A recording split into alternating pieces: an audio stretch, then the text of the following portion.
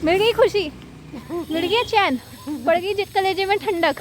पितरों की प्रसन्नता के लिए आगे तो जीते जी जिनकी सेवा हो गई सबसे उत्तम होता है। पर अपने नहीं आंटी बारिश में भी मत करो, बहुत हो गया अब, गुस्सा आ रहा है मुझे अब।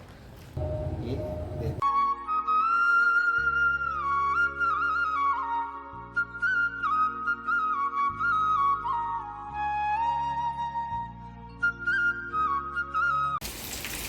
कल के काले बादलों ने अपना कमाल दिखा दिया और झमाझम बारिश लग गई।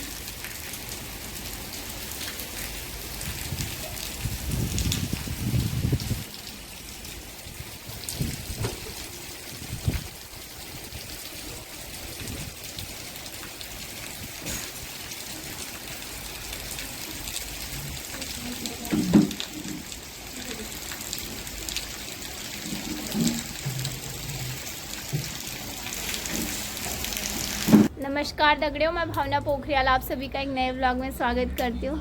तो बारिश सुबह से लगी हुई है, मतलब 10-11 बजे से बारिश आ रही है और अभी भी लगी हुई है। सुबह तो तेज़ थी और अभी हल्की हल्की लगी हुई है। तो बस हम घर के अंदर बंद है, अभी कैमरे में तो नहीं दिख रही बारिश, लेकिन लगी हुई है हल्की झुनमुन झुनमुन सी बारिश। और हमें जाना था सोफीपुर, आज वहाँ पे श्राद्ध है। तो कल दादाजी का फ़ोन आया था लेकिन जा ही नहीं पा रहे, बारिश की वजह से बारिश बंद ही नहीं हो रही। बस देखते हैं फिर और क्या करते हैं। आयुष के लिए तो हमने खाना बना दिया था कि हम तो जाएंगे, आयुष स्कूल से आके खा लेगा, लेकिन हम भी घर में ही बंद रह गए और टाइम हो रहा है अभी 1:30 बज रहे हैं। 2000 years later. सो हम लोग पहुँच गए हैं, हम लोग आ ही गए हैं फाइनली। क्या कर रहे हो? पागल मम्मी, पूरा भिगा दिया मुझे। मिल गई खुशी, मिल गया चैन, पड़ गई कलेजे में ठंडक। पहले करते थे हम ऐसे। हाँ, उल्टे काम कर रहे हैं, मुझे पता है आपने। कहाँ जा रहे हो? हैं? कहाँ जा रहे हो? अब मत करो, अब मत करो। कहाँ जा रहे हो? मज़े ले रही है मम्मी मेरे। हाँ, तो मैं क्या कह रही थी, जैसा कि मैंने आपको बताया था हमें आना था आज श्राद्ध खाने। तो बारिश के कारण डिले होता गया और फिर अब मतलब 2-2:30 बज गए हैं? नहीं आंटी, बारिश नहीं लगती फ़ोन को। तो अब हम लोग निकले हैं, दादाजी है टेम्पल लगा हुआ है। तो मैं कह रही थी, आंटी कह रही हैं कि फ़ोन को बारिश नहीं लग रही, क्योंकि अभी भी हल्की हल्की बारिश हो ही रही है, फिर से स्टार्ट हो गई, मतलब हल्की हल्की बारिश लगी हुई है वैसे ही तब से। हाँ, बीच बीच में थोड़ा सा बंद हो रही है। तो ऐसे ही हो रहा था हम लोगों का डगमग। फिर दादाजी का फ़ोन आया अभी। दादाजी ने क्या बोला? मम्मी बोला आए नहीं, मैंने बोला नहीं बारिश आ रही है। बोला कहीं नहीं है, बारिश आ जाओ। अभी तो पंडित लोगों ने भी नहीं खाया और सुनते नहीं आ रहे। हाँ, बनाना पड़ेगा। तो फिर बोलेंगे कि और टाइम तो खूब आते हैं, जिस दिन बुलाते हैं उस दिन नहीं आते।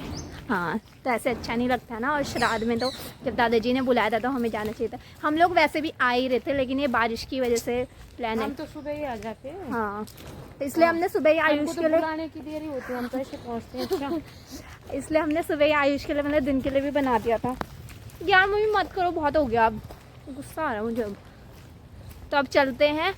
और ये तो हमें नहीं पता कि बुड्ढे दादाजी का है या दादी का है, पता नहीं किसका है, बस पहुंच के पता चलेगा और श्राद्ध खाएंगे। बस फिर चलो पहुंच के मिलते हैं आप सबको। Stay tune. मम्मी स्टार्ट हो गई डाइजेशन करने का। मम्मी को वहाँ पे कड़ी पत्ता का पेड़ दिखा, खाने लग गई तोड़ के। भाई जब से मौसी आई थी ना, छोटी मौसी, मैंने ब्लॉग भी बनाया था उस टाइम पे, मौसी ने बताया उसके आड़ू कह रही हूँ मैं, मतलब मेरे मुंह से आड़ू निकल रहा है। अमरूद के पत्तों का और कड़ी पत्तों का फ़ायदा, और मौसी भी खाती थी और मम्मी को भी सिखा के चली गई मौसी। तो तब से मम्मी जो हमारे घर पे आता है, मम्मी उसको भी सिखा देती है। और मैं खा रही हूँ। अच्छा, उसको भी सिखा देती है और खुद तो दिन भर चबाती रहती हैं जब भी दिख जाए, और घर पे भी ला के। कड़ी पत्ता का तो हमारा है ही। गैस वो नहीं होता है, गैस नहीं होती इससे। हाँ, और डाइजेशन भी हो जाता है, और मतलब पेट की वो भी सही रहती है, मतलब क्या कहेंगे, पेट भी सही रहता है मतलब।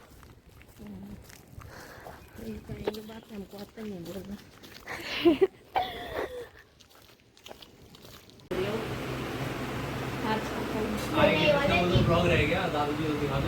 तो बूढ़े दादाजी के श्राद्ध में पहुंच गए हम, और ये है भोजन। भोजन में बनाया दाल चावल, ये पनीर और तोरी, खीर, रायता, और ये गांव की ककड़ी स्पेशल, और रोटी और एक खाने वाले, ये इन्होंने खा लिया। दादाजी इधर खड़े हैं पीछे। अरे दादाजी तो सुदामा लग रहे हैं आज। इधर आओ, उधर पे क्लियर नहीं आ रहे आप, पीछे से रोशनी आ रही है। सुदामा बन रखे हैं दादाजी आज। और ये इसके बारे में, मतलब ये पिंड वगैरह हैं, इनके बारे में दादाजी बताएंगे बाद में। पहले मैं खाना खा लेती हूँ। खाना तो नहीं, पर खीरा के हिसाब रखे पूरे खीर महंगा चो घर बैठे चो खीर। हाँ,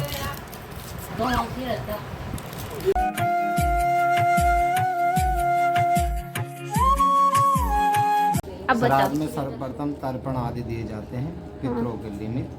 तर्पण में सभी पितर आ जाते हैं, हमारे जितने भी कुल के होते हैं उनके। और जो ये पिंड वाला श्राद्ध होता है ना, इसको कहते हैं पांडव श्राद्ध। इसमें हम अपने पिता, दादा, बूढ़ दादा और नाना, बूढ़ नाना और वृद्ध नाना, इस प्रकार के 6 पिंड हमें देते हैं। 6 पिंड दिए हैं। हाँ, ये इसलिए ये देखो, पितामह और परपितामह, है ना, ये देते हैं। इसको कहते हैं पांडव श्राद्ध।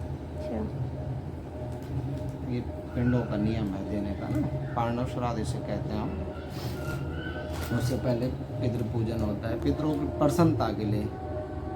आगे तो जीते जी जिनकी सेवा हो गई सबसे उत्तम होता है, पर अपने कुल को आगे बढ़ाने के लिए पितरों का आशीष हमें प्राप्त होता है। उससे हमें पुत्रवान, धनवान और लक्ष्मीवान का वरदान मिलता है हमेशा पांडव श्राद्ध करने से। इसमें पांडव श्राद्ध में 6 पिंड दिए जाते हैं। अच्छा, दादा, पिता, दादा और बूढ़ दादा, माता माह मतलब नाना, परमाता माह और वृद्ध परमाता माह कह करके इस प्रकार से पिंड दिए जाते हैं।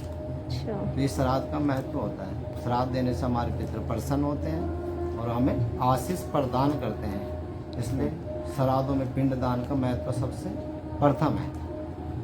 जो श्राद्ध में पिंडदान आदि करता है तो उस पर पितृ प्रसन्न होते हैं, और उस घर में हमेशा लक्ष्मी आती है, पुत्रवान रहता है, उसका कुल आगे सदैव चलता रहता है। इसलिए पिंडों का महत्व होता है। और ये पिंड किस चीज़ से बनाया जाता है? ये पिंड हम चावलों से बनाते हैं।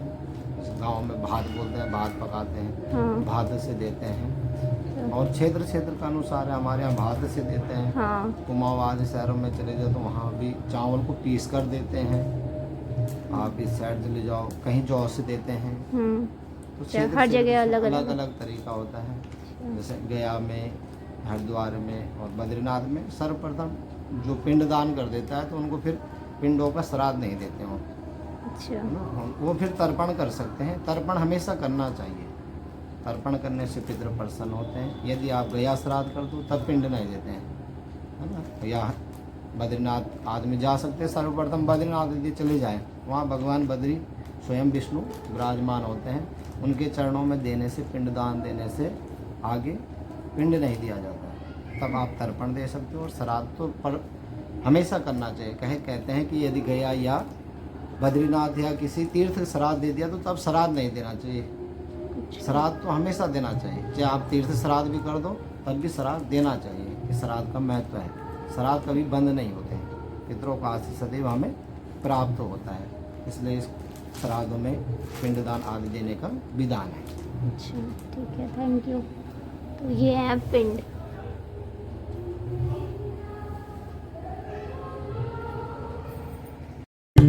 उत्तराखंड मेरी मातृभूमि, मातृभूमि ओ मेरी पितृभूमि, ओ भूमि तेरी जय जयकारा।